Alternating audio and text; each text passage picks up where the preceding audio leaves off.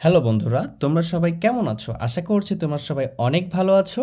আজকে আমরা অনুশীলনী 4-এর নতুন আরেকটি পর্ব নিয়ে চলে আসলাম, পঞ্চম শ্রেণীর। আমি আব্দুল ওয়াদুদ। আজকে আমরা 3 নম্বরটা সমাধান করব।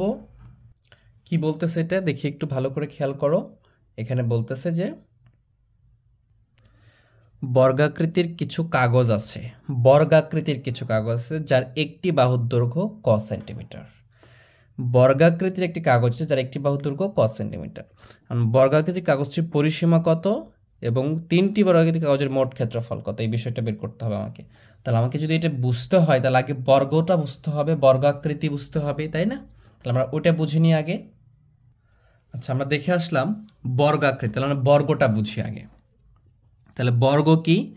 বর্গ হচ্ছে যে চতুর্ভুজের 4টি বাহু সমান তাকে কি বলা হয়? বর্গ বলা হয়।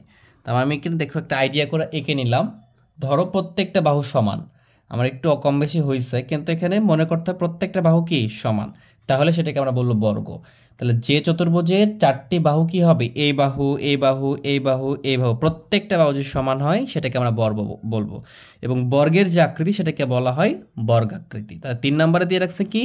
বর্গাকৃতিক কিছু কাগজের আছে যার, এই যে এরকম একটা কাগজ আছে যার একটি বাহুর দৈর্ঘ্য ক সেন্টিমিটার। তার মানে কি এই যে বাহু, একটা বাহুর দৈর্ঘ্য হচ্ছে কি ক সেন্টিমিটার।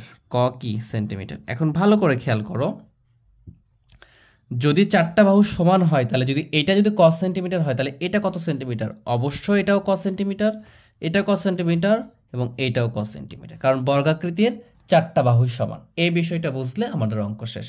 তাহলে আমাকে বুঝতে হবে বর্গাকৃতি কিছু কাগজ দেওয়া ছিল, বর্গ মানে 4টা বাহু সমান হলে সেটাকে বর্গ বলা হয়। একটা বাহুর মান ক মানে কি? 4টা বাহুর মানে কি হবে? ক ক ক ক, সবগুলো ক হবে। এখন 1 নম্বর প্রশ্নে বলতেছে আমাকে যে বর্গাকৃতি কাগজটির পরিসীমা বের করো। পরিসীমা কি বের করতে বলছে? পরিসীমা। আচ্ছা, তাহলে এখানে একটা করে বাহু পাইছি না আমি। এখন পরিসীমা কি বোঝায়? পরিসীমা বোঝায় চারিদিকের চারপাশে যে দৈর্ঘ্য, এই দৈর্ঘ্যটার যোগফলকে আমরা কি বলি? পরিসীমা বলি। তাহলে আমরা এতটুকু লিখতে পারি যে আমরা জানি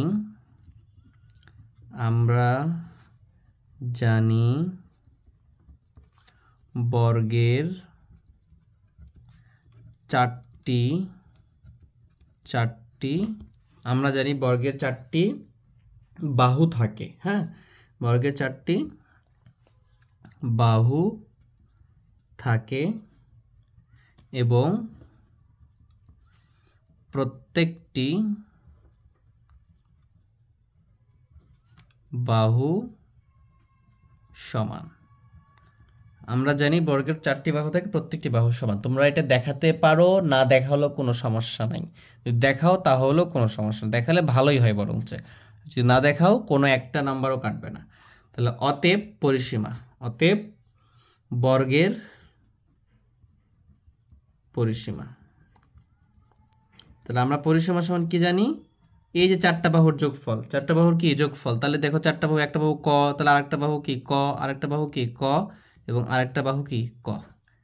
এই ক এইটা, এই ক এইটা, এই ক এইটা, আর এই ক এইটা, চারদিকে যোগ করে ফেললাম, তাহলে যেটা আসছে এটাই সেন্টিমিটার লিখে ফেলবা। তাহলে একটা ক, দুইটা ক, তিনটা ক, 4টা ক, তাহলে কয়টা ক হলো এখানে? 4টা ক, এখানে লিখবো সেন্টিমিটার। এটাই আমাদের উত্তর। আশা করি বিষয়টা বুঝতে পারছো। পরেরটা কি বলছে দেখো, পরেরটা আমাদের বলতেছে যে এরকম, মানে যেটা আমরা দেখলাম বর্গাকৃতি, এরকম 3টি বর্গাকৃতির কাগজের মোট ক্ষেত্রফল কত হবে? একটার ক্ষেত্রফল কত, তাহলে 3টার ক্ষেত্রফল কত বলো। একটার ক্ষেত্রফল পাইলেই তো আমি 3 দ্বারা গুণ করে দিব, তাহলে 3টার ক্ষেত্রফল পেয়ে যাব, খুবই ইজি। তাহলে এটা কি করতে পারি যে 2 নম্বরটা লিখবো, আমরা 2 নম্বর লিখবো এই চিত্রটাই, কিন্তু ঠিক আছে, এই চিত্রটা ওটার জন্য প্রযোজ্য। 2 নম্বরটা আমরা লিখে ফেলবো যে আমরা জানি বর্গের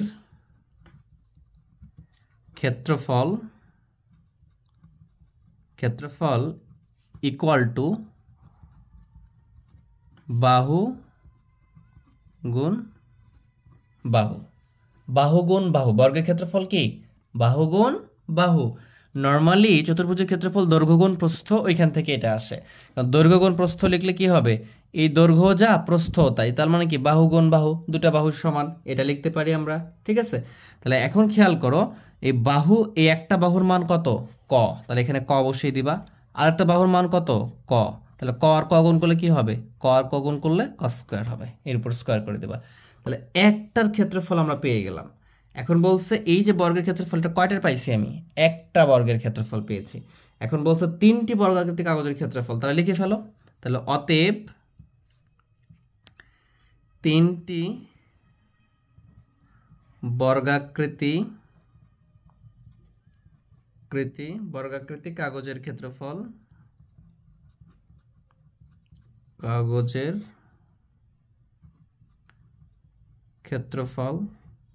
তিনটি বর্গাকৃতি কাগজের ক্ষেত্রফল, তাহলে কি হবে? এইভাবে করতে পারো যে 3 গুণ কস স্কোয়ার, অথবা বাহু গুণ বাহু, যেটা ইচ্ছে সেটা লিখতে পারো। তাহলে 3 কস স্কোয়ার, এবং এইখানে কস স্কোয়ার লিখলে হবে না, বর্গ সেন্টিমিটার লিখতে হবে। কি লিখতে হবে? বর্গ সেন্টিমিটার। আশা করি বুঝছো, কারণ এই ক্ষেত্রফল একক কি? বর্গ। মিটার থাকলে মিটার, বর্গ সেন্টিমিটার থাকলে সেন্টিমিটার। এইখানেও লিখবো আমরা কি? বর্গ সেন্টিমিটার। ঠিক আছে, তাহলে 3 কস স্কোয়ার গুণ করলে কি হবে? 3 কস স্কোয়ার, এটাই বর্গ সেন্টিমিটার। তাহলে আমাদের উত্তর কি আসলো? আমাদের উত্তর এটাই। আমাদের উত্তর হচ্ছে 3 কস স্কোয়ার বর্গ সেন্টিমিটার। আচ্ছা, যদি তোমাদের কস স্কোয়ার বুঝতে সমস্যা হয় তাহলে তোমরা এইভাবে রাখবা যে 3 লিখবা গুণ ক গুণ ক, এভাবে রেখে দাও, তাহলে হবে। লিখে দেবা বর্গ সেন্টিমিটার। যদি বুঝতে সমস্যা হয় যেখানে কস স্কোয়ার কেন, তাহলে ক গুণ ক রেখে দাও, তাহলে হয়ে যাবে।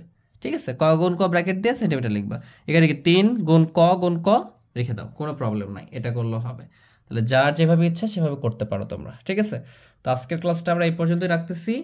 বাকি ক্লাসটাতে আমরা 4-5 এটা সমাধান করব। ছোট লেন্থ ক্লাস করতেছি, বড় ক্লাস দেখতেছি, তোমাদের একটু বোরিং ফিল হতে পারে। তো ক্লাসটা যদি ভালো লেগে থাকে অবশ্যই বন্ধুদের মাঝে শেয়ার করে দিবা, এবং চ্যানেলকে অবশ্যই সাবস্ক্রাইব করবে। যদি সাবস্ক্রাইব করে থাকো অসংখ্য ধন্যবাদ। সবাই ভালো থেকো, সুস্থ থেকো, আল্লাহ হাফেজ।